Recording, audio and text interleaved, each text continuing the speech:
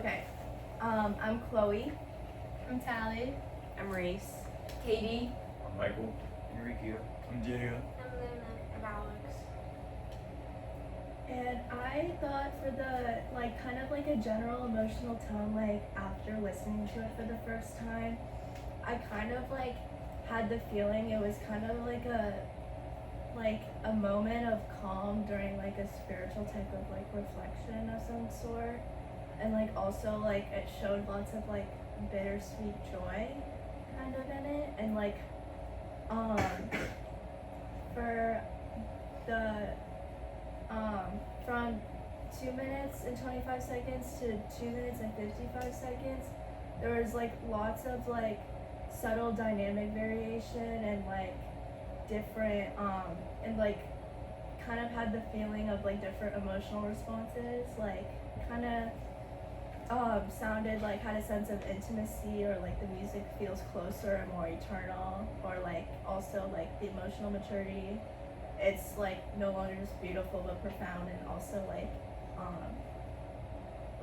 there's just beauty and clarity in it, and I just heard with that. And then also each of the sections I feel like of the song kind of like offered a sort of emotional depth, and like you kind of started like lots of pure tone and like pristine balance, and kind of gave a lot of peace for me when I was listening to it. It kind of thought it was peaceful. So for me, when the people weren't singing and you just heard the instrument noise, it kind of like would put me to sleep. It kind of reminded me like a little bit of like a lullaby song. When the people would sing, it would also remind me of like when I would be at temple, or like maybe if like someone's like at church, of when like the choir people like sing prayers. So it sounded like that to me, and like very like holy kind of feeling.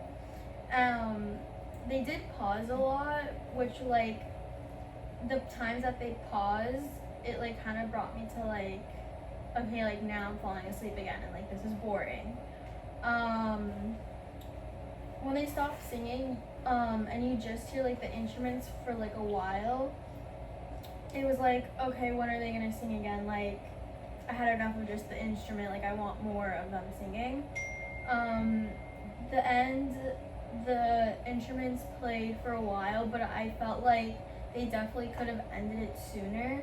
I liked how at the end though, how he like kind of went like finally to a different level of like pitch with the instrument, because I kind of felt like the whole time it was like mostly like the same, which was like why I feel like it was kind of boring to me. It definitely had a lot of like emotional effects to it. It was definitely like nostalgic, and it could definitely like put like a significant like reminder like moments to people, and like it could be like a sacred like ritual, like kind of like how like it reminded me of like temple or church. It was definitely gentle and had like a flowing rhythm. It definitely had a rich tone.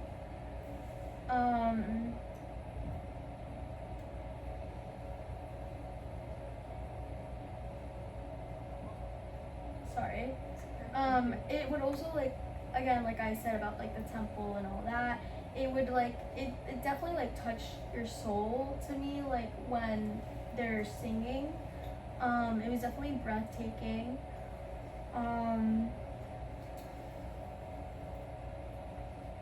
It definitely would carry like a message of hope and peace, and it definitely had a steady like melody to it.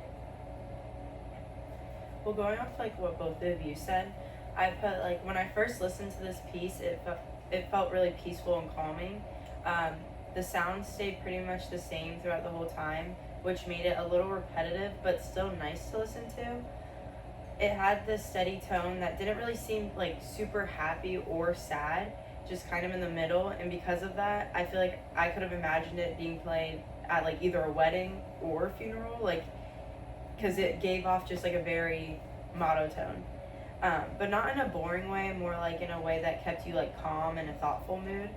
And then after learning more about the background of the piece, I realized it had like a much deeper meaning. And the title translates to Jesus Remains My Joy, and the lyrics are about faith, comfort, and hope. It's supposed to feel joyful, but in a peaceful, like innocent way. Not like a loud happiness, but more of a quiet strength and comfort. This made me appreciate it more because I started to understand what the music was trying to express. The second time I listened to it, I started to notice like the structure more of the music. For example, the singers all started around 23 seconds, and then there's a short pause, and then at 33 seconds they continue. This kind of start-stop pattern happens throughout the piece. Like at 1 minute they started, at 1 minute they started again, then stopping again at 1 minute and 11 seconds, and then starting back up at 1 minute and 14 seconds. These pauses gave the music a slow and thoughtful feeling, almost like it wanted you to like reflect on each time and each part. But after about 2 minutes in, I did start to get a little bored. Even though it was relaxing, it started to feel a little bit too repetitive, and my mind started drifting a little bit. But by the third listen, one part that really stood out to me was the section from 1 minute and 24 seconds to 1 minute and 42 seconds, where it's just the instruments playing. And that was actually my favorite part because it felt like very calming and comforting, like background music that like would help you like clear your mind. Without the vocals, I could really focus on all the instruments, or the instruments I played, and how like well it blended together. And overall, I think it's a really beautiful piece. It's simple, but it seems to have a lot of meaning behind it once you like understand it. Even though it wasn't super exciting, it still had a lot of emotional depth that makes it special. So I like agree with what all of them said. My first listen, I like really liked it. Felt very like pleasant and just very like sort of like a break from stress, it felt like. And that's definitely what it meant to the people that were first singing it. And once I did more research into it, it made a lot of sense that it was like a spiritual song, because like even like not without even knowing that like it was in the church, it sounded like it was in some sort of church. And with that being said, it did kind of feel like it was going on a really long time, like most songs do when you're in church. But I like really liked the first time that I listened to it. It felt very like just like pleasant and like airy and like just nice. Like from the start, I liked how in the first like 4 seconds it was just the clarinet playing, and I think that was like a really good start because that has like a very like upbeat and sort of like chipper mood, and it just felt very like peaceful, and that kind of like drew me in. And then when the people started singing, I felt like it was the way that they were singing, it didn't feel like powerful, it didn't have any like sharp words or anything to it, it didn't really have like any deep tones. It just felt like nothing was like overpowering the other. It was all kind of just like blending together really well. And the change that I noticed was at 3 minutes and 20 seconds. It just felt like it kind of shifted to a lower tone and eventually got back up there. But that to me added a little bit more depth to the song. And I'm like, it showed me that there was a little bit more emotion to it. But also like with that being said, by the second and third, I did get a little bit bored, and I kind of felt my mind starting to wander, just because like this is like a very like nice song, and kind of like what Telly said, it felt like a really good lullaby. But when I have to focus on the song, it didn't feel like a very enjoyable song to focus on. But it's a very enjoyable song to listen to overall, and I would definitely play it as like some background noise. And I think the piece could have used maybe a little bit more like shift in dimension just overall, but I think like what the writer and what the musicians were going for was just a very like clear, peaceful, no harm song kind of thing. For me, kind of off the bat, I felt like very relaxed, because it was like I think it was an oboe. It was very peaceful immediately, and like when I was watching it at first, the oboist had like mad breath control. Like he was really breathing into the pipe, and I felt bad, but like not really, because he was an expert. So like even though it looked like he was in pain, he was probably like really focused on blowing into the pipe. Like he was killing it. Yeah, like he was really using his expertise. And that was at like 13 seconds ish. Like they show him on screen and he's breathing like really hard. I don't know. Like if you look at his face, you can really see he's like either in pain or like really focused. And then there was like a beat drop. I think it was when the vocalist came in. It was at 23 seconds. I described it as a beat drop because that's how it felt like at first. And then what else do I have here? In my research, I found like 2 translations of the title. The first one was Jesus remains my joy. The second one was Jesus, the joy of man's desiring. And I think they fit because the piece is very joyful. Like you could really feel joy when listening to it. And I think the combination of the organ and the oboe and the vocals, like they really have peaceful vibes. And with that being said, it kind of makes you feel safe. It makes you feel comfortable and stuff like that.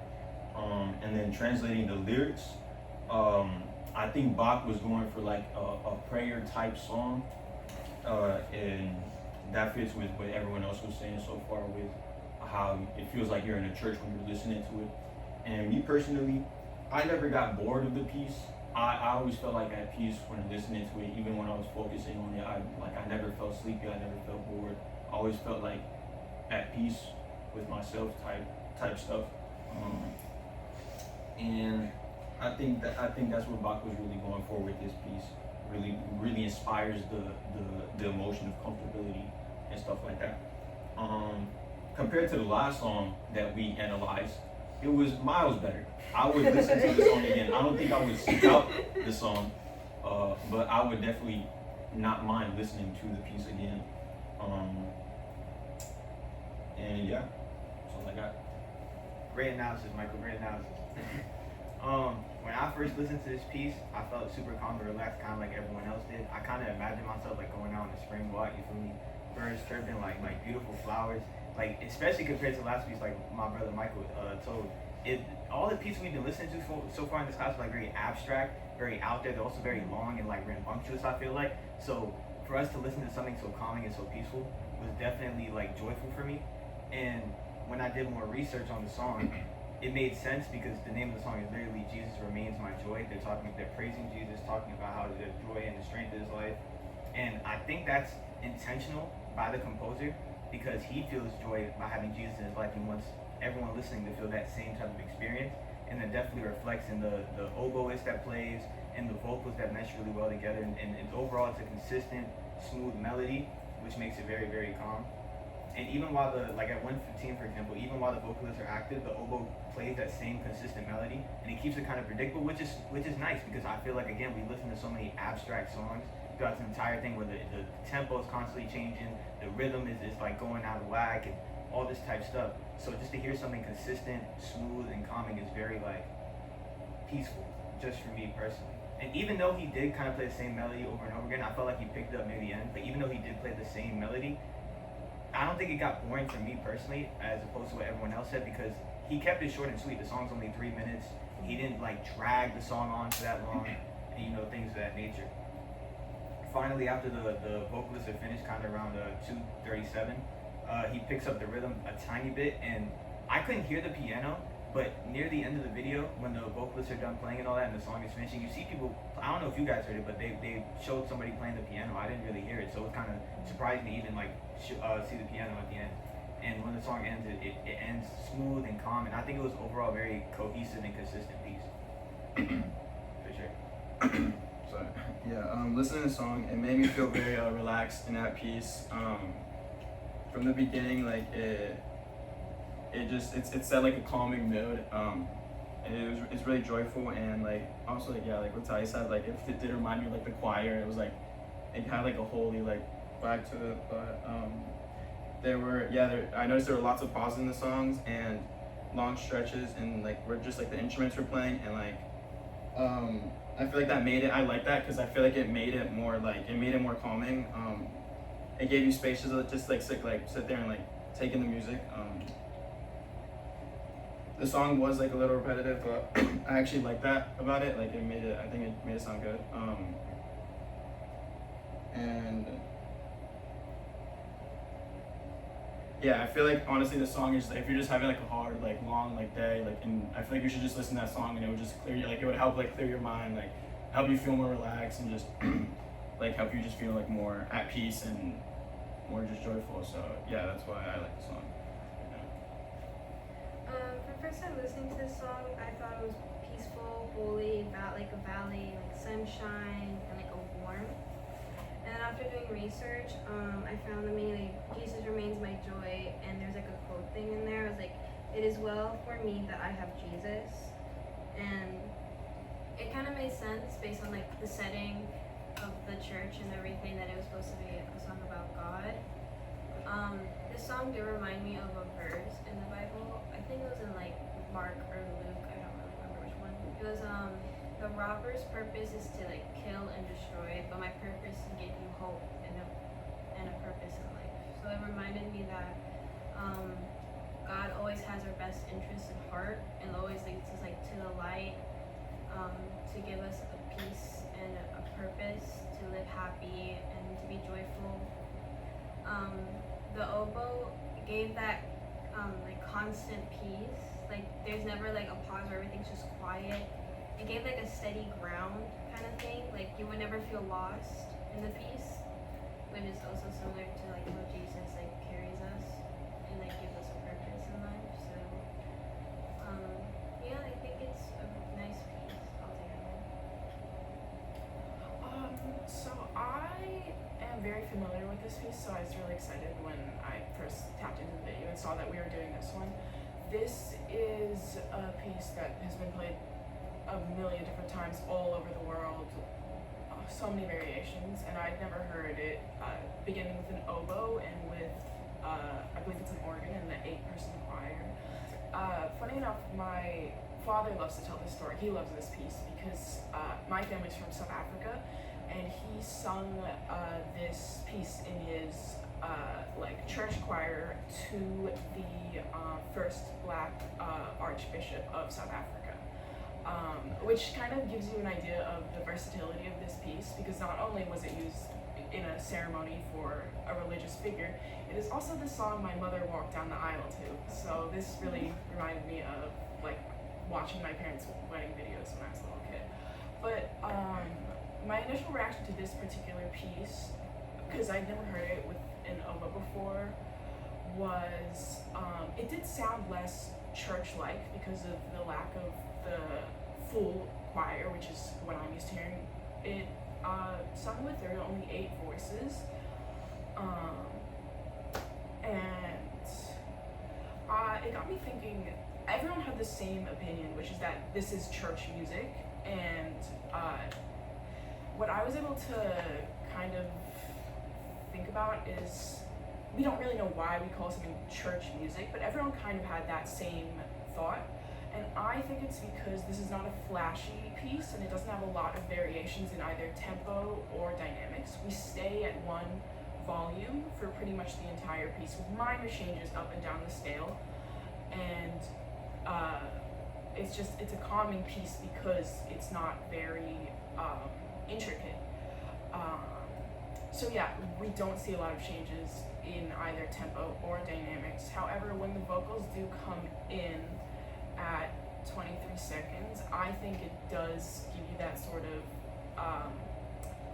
everyone's saying peaceful feeling, and I agree with that, because it's meant to be like that, because this is a piece that was written with religious intentions in mind by a Christian composer, and I think that is sort of why we don't see a lot of variations in this piece of music, because obviously music that was written for the church was not very